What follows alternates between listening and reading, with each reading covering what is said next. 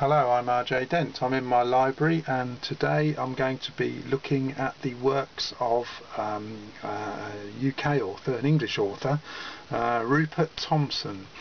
Now Rupert Thomson is not as well known, I don't think, as he should be. He's a novelist primarily. He has written an autobiography, a memoir, which I don't have in my collection at the moment, and also I don't have a paperback or a hardback copy of his latest novel called Secrecy, but I do have a copy on my Kindle. I've got an electronic version of it at the moment. So however, at the moment, let's have a look what we've got. So the first novel, Dreams of Leaving, which is a sort of strange alternate universe where there's in fact, if I read you the blurb. Okay, there was a village somewhere in the south of England, a village cut off from the rest of the country, a village which nobody had ever left. Mr. and Mrs. Highness decided to change all that. They wanted to give their son Moses something that had always been denied: freedom. But where they came from, freedom was a dangerous ambition, a dream that had been outlawed by the police. Okay, so it's a sort of a fantasy, but it's obviously quite a serious novel about parochialism and freedom and what that might mean for the individual. The next one, a particular favourite one of mine, which is almost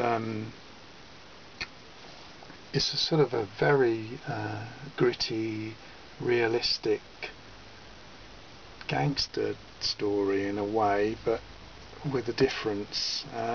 Fantastic, very enjoyable, one of my favourites.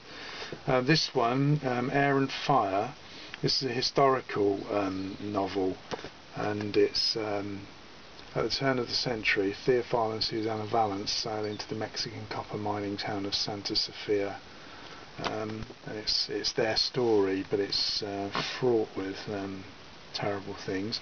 This one, The Insult. Now I actually quite like this one because it's about a chap who gets shot and then is blind, and how he deals with that blindness, and it's a very intriguing story.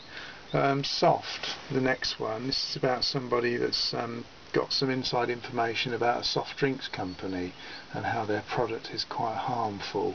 And it's a really interesting story.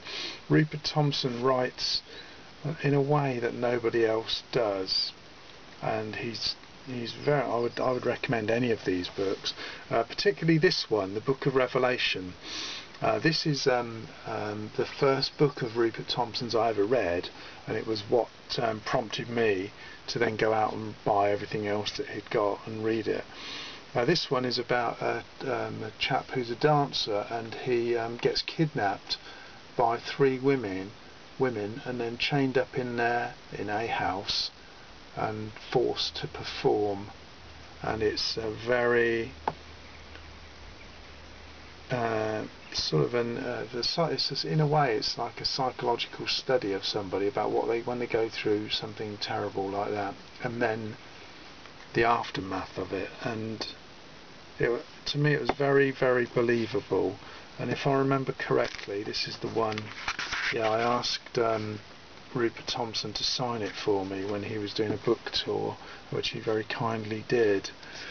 The next one, this is the one that sort of, I think, launched Rupert Thomson onto the path of being better known than he was.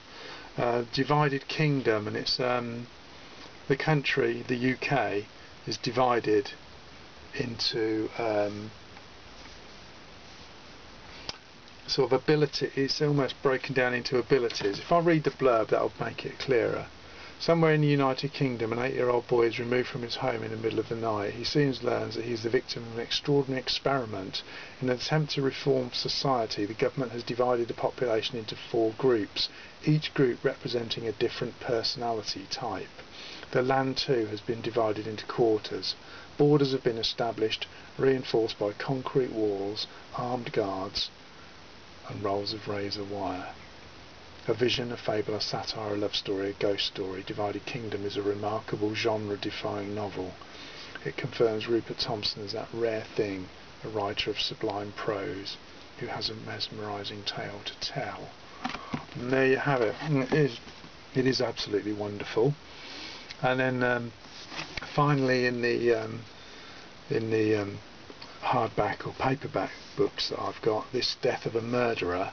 This is the story of the policeman who's guarding the body of a murderer, a serial killer, and as you can see, it's Myra Hindley. So if I read the